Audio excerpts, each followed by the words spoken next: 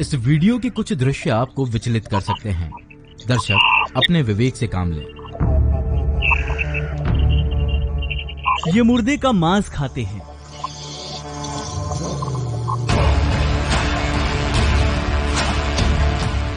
अपने ही मलमूत्र का भोग करते हैं। शमशानों में रहते हैं और कपाल से साधना करते हैं।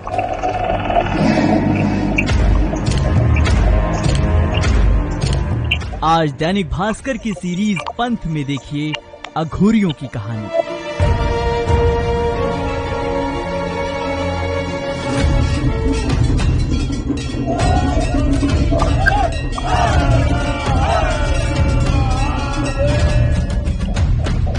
इस अघोर तंत्र को जानने हम पहुंचे शिव की नगरी काशी।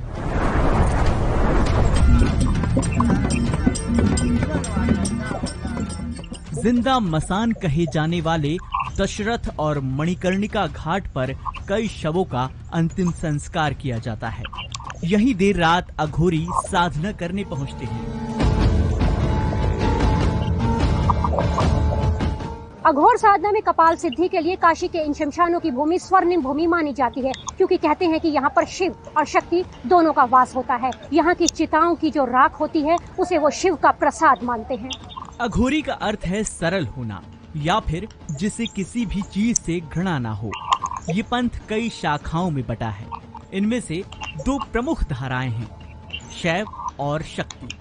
शक्ति में माँ तारा और काली साधक होते हैं, जबकि शैव में भगवान शिव के औघड़ रूप को अघोरी मानते हैं।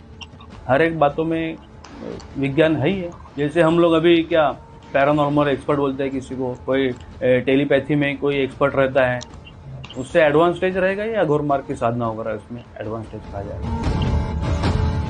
शमशान अघोर पंथ के लिए सबसे पवित्र जगह मानी जाती है। ये शमशान के अलावा कहीं और साधना नहीं करते। डोम जाति के लोग शमशान में ही अघोरियों को तमाम सुविधाएं मुहैया कराते हैं। डोम यानी वो लोग जिन पर शमशान में अंतिम संस्कार कराने की जिम्मेदारी होती है।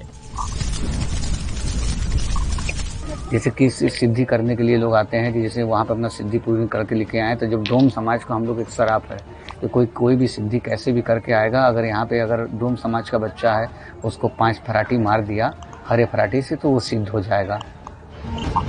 ऐसा माना जाता है कि अघोरी अपनी साधना से कई तरह की सिद्धियां भी प्राप्त करते हैं। किसी भी अघोर साधना में प्रयोग होने वाला सबसे प्रमुख यंत्र जो होता है वो कपाल ही होता है।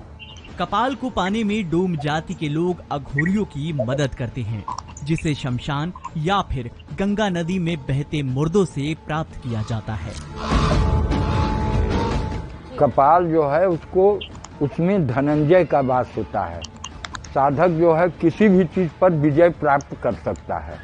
वही उसका घर, वही उसका पात्र बर्तन, वही उसके खाने पीने की सामग्री होता है।